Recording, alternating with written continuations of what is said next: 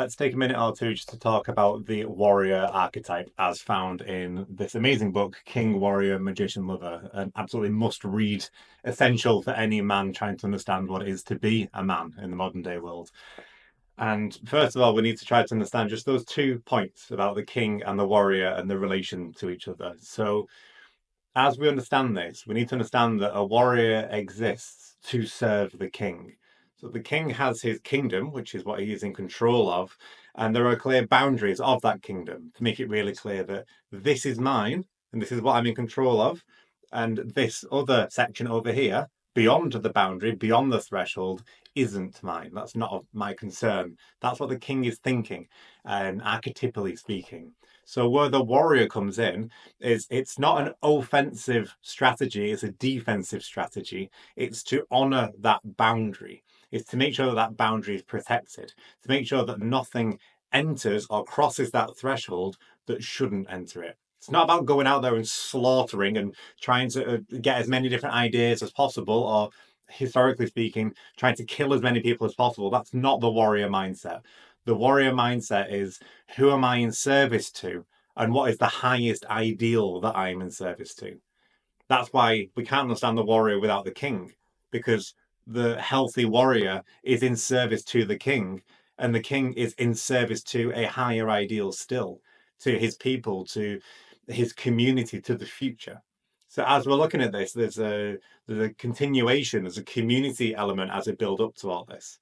So what we need to try to understand is that within us, we've got these internal warriors, and there's this internal king which helps to put all of our psyche together to make sure that it is a coherent whole. And to be able to do this, we need to be able to give the different parts of our nature very clear, very specific jobs that are in line with what it is that they can do and what they can do best. So, in the same way that a king can govern, we need to give him the jobs that involve governing, that involve control, that involve overseeing parts of our life. It might be in charge of seeing our purpose and how we fit into the community, how we fit into the bigger picture.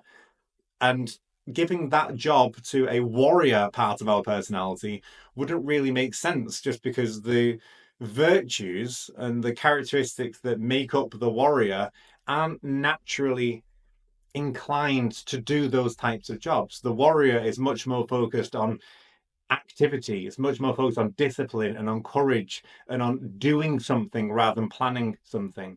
Yes, the warrior does need a good strategy, but it needs a strategy which is in service to something bigger than itself, which is why we can't really talk about the warrior without bringing in the king as well. So, as we're looking at a lot of this, we need to differentiate the difference between a healthy warrior and an unhealthy warrior. And a healthy warrior, healthy male masculinity, is understanding who it is that he is in service to. Just like the king also needs to understand who it is that he is in service to as well. And if those collective parts of us are all in agreement, and then we're serving something bigger beyond ourselves, all of a sudden, everything in our life makes sense. We're whole and complete in ourselves, but we also understand our role in the bigger picture of all this. And we understand our bigger purpose. We understand who it is that we should become and who we want to become in the healthiest possible way. So, as we're considering this idea of what it is to be a healthy warrior and to be a healthy king, we need to ask ourselves, who is it that our warrior is in service to? Or who is it that our king is in service to?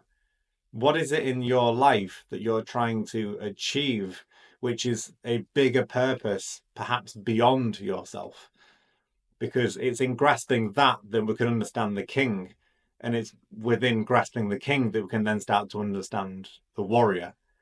But these need to be combined together. They don't exist on their own, they exist in relation to each other, in service of each other.